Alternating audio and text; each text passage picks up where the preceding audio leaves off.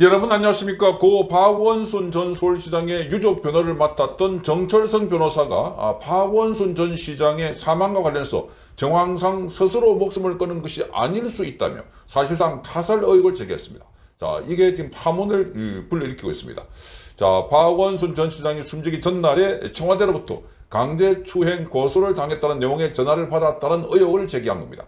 자, 이 정철성 변호사의 말이 사실이라면 수사 정보가 청와대를 통해서 피자인 박원순에게 유출된 것이라는 것이어서 파장이 예상됩니다. 그러니까 본인이 고소됐다는 것을 알고, 그래서 이 고소됐다는 걸 알고 이걸 청와대가 알아서 다시 박원순에게 연락을 했다는 겁니다. 그래서 청와대에서 박원순 보고 서울시장에서 물러가라 이렇게 요구를 했고, 박원순은 물러갈 사항이 아니다 이렇게 항의를 했다고 합니다.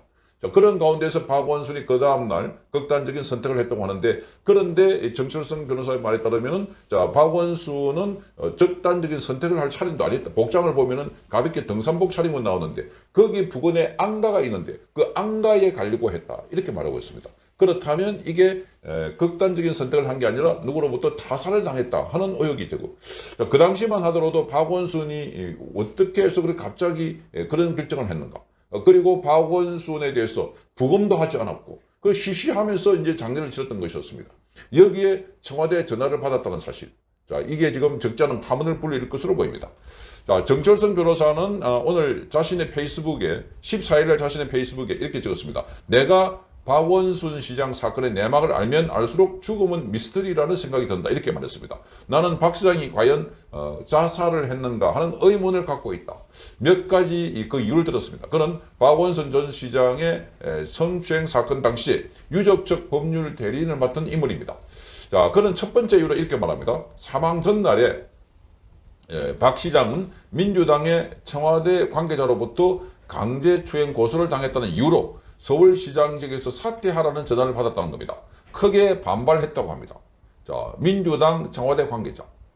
자, 그래서 사망 당일 박원순 전 시장이 가벼운 등산복 차림으로 나간 것은 극단적인 선택을 하기 위해서가 아니라 등산로 옆에 공터에 있는 자신의 안가, 이 컨테이너 박스가 있다고 하는데 그 안가에서 누군가를 만나기 위해서일 수가 있다 이렇게 말했습니다. 또 박원순은 넥타이로 목을 맨 상태로 발견이 되는데, 자, 부검 없이 화장이 됐다 이렇게 밝혔습니다. 자, 정철성 변호사는 10년 동안 국제도시 서울의 시장이었던 대한민국 대권 주자가 야산에서 변사체로 발견이 됐는데 부검을 통해서 명백하게 사인을 밝히지도 않고 화장했다는 사실은 도저히 납득하기 어렵다 이렇게 말했습니다. 자, 이 극단적인 선택을 결심한 사람이 그 도구로 넥타이를 갖고 야산에 갔다는 사실도 넌센스다 이렇게 의혹을 제기했습니다. 자, 최근에 지금 이 정철성은 서초구의 한 와인바에서 후배 변호사를 성추행한 혐의를 받고 있는데 검찰은 전날 정철성 변호사를 소환해서 조사를 했습니다. 다만 정철성 변호사는 혐의를 전면 부인하고 있는 상태인데, 그런데 오늘 폭탄 발언을 한 것은 바로 이 박원순에 대해서, 자, 과연 그가 극단적인 선택을 했을까? 자, 이게 지금 초미의 관심사가 되고 있습니다.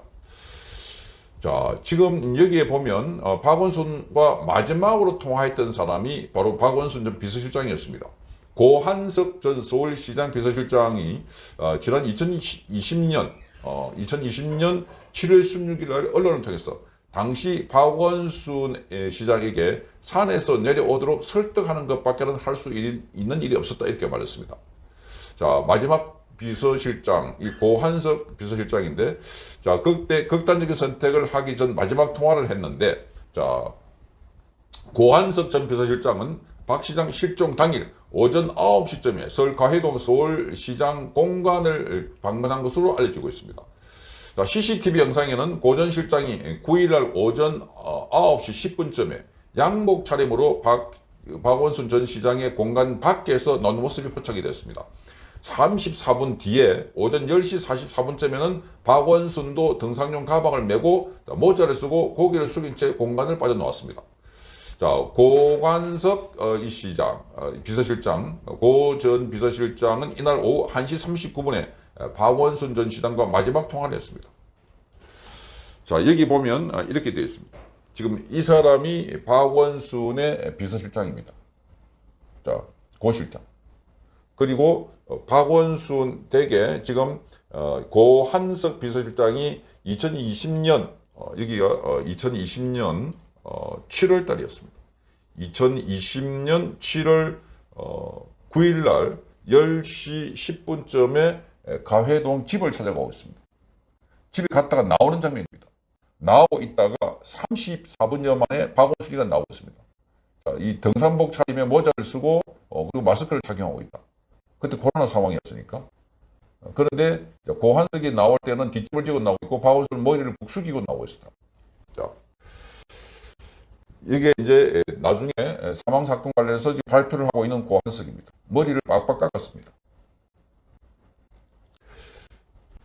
자, 이 고 실장은 그 당시에 9일 오전 10시 10분쯤에 양복 차림으로 나왔고 34분 뒤에 박원순이 나왔다는 겁니다. 자, 고 실장은 인터넷 매체에 보낸 문자에서 시장님이 저에게 정확하게 말씀을 하지 않았기 때문에 정보가 없다 그렇게 말하면서 사람들은 그제 제가 마지막으로 공간에 갔고 마지막으로 통화했다고 관심이 있지만 제가 가진 정보는 시장님이 공간을 나가신 걸 알게 된 후에 백방으로 시장님을 찾으려고 노력하고 산에서 내려오도록 설득했다 이렇게 말했습니다. 자, 고 실장은 서울시 관계자가 당일 오전 11시 20분쯤 그리고 정오 두 차례 거쳐가지고 북악산 안내소에 전화를 걸어가지고 박원순 시장 들리지 않았나 이렇게 문의한 사실에 대해서도 고 실장은 내가 지시했다 이렇게 인정을 했습니다. 자, 그래서 그는 박 전 시장과 나눈 구체적인 대화 내용에 대해서는 뉴스 가치가 떨어진 후에나 나눌 수 있겠다 이렇게 말문을 닫았는데 나중에 본인이 발언한 것 따르면 자, 빨리 내려오라 하니까 박원순은 도저히 감당이 안 된다. 감당이 안 된다. 이렇게 말했다고 합니다. 도저히 감당이 안 된다. 자, 그런데 마지막으로 접촉했다고 하는 고한석 이 비서실장은 중부 지역당 간첩 사건의 주역이었다는 것이 밝혀졌습니다. 자, 징역 1년 6개월에 집행유예 3년의 실형을 받은 것도 드러났습니다. 자, 이선실이 주도한 대규모 간첩단 사건이었는데 그때 당사자였던 것으로 드러났습니다. 그 당시에 2020년 7월 16일자 뉴델리 보도를 보면 자, 이 고한석 전 비서실장이 중부지역 사건으로 1심에서 징역 1년 6개월의 실형을 선고받았지만 항소심에서는 자, 징역 1년 6개월에 집행유예 3년을 선고받아서 풀려났다 이렇게 되어 있습니다. 자, 고 실장은 추수하면서도 자신의 학문에 같이 구속된 동료의 비밀 진행 문건을 심어서 외부로 밀발출하려다가 적발돼서 파문을 불러일으켰다 이렇게 보도했습니다. 자, 중부 지역당 사건은 당시 북한 노동당 서열 22인 대남 공작 지도부인 이선실이 탄광 운동자 출신 황인호를 모집해서 24개 주요 도시 수십 개 기업과 단체 등의 각계 각층으로 구성된 300여 명의 조직원을 확보해서 간첩 활동을 벌이다가 1992년 10월 6일 날 국가안전기획부, 지금은 국정원이죠. 여기에 적발된 사건을 말합니다. 남도당 사건 이후 최대 규모의 간첩단 사건을 꼽히고 있습니다.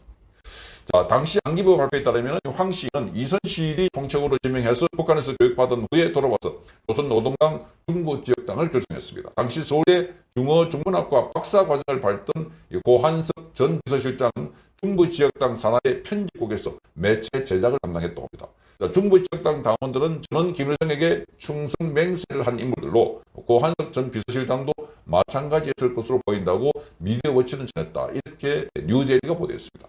자, 고한석 전 비서실장은 복역 이후에 서울대 박사 과정을 그만두고 미국 하버드대 케네디 스쿨에서 공공정책학 박사 학위를 받고 이어서 SK 입사해서 차이나 IT 인터넷 개발 사업 팀장으로 중국 베이징에서 4년 동안 일했다고 합니다.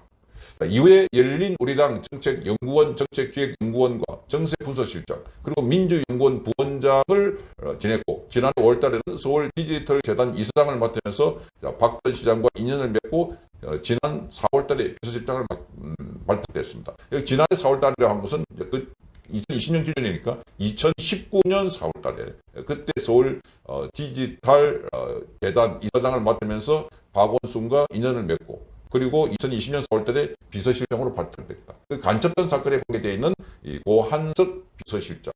마지막으로 박원순 찾아갔고 그리고 박원순이 만나고 난 뒤에 고한석은 나오고 난 뒤에 34분경 있다가 박원순이 나와가지고 산에 올라가고 마지막으로 통화한 사람도 고한석이다. 자, 시장님 내려오라니까 도저히 감당이 안 된다. 그런데 문제는 여기에 지금 정철성 변호사는 지금 청와대 전화를 받았다.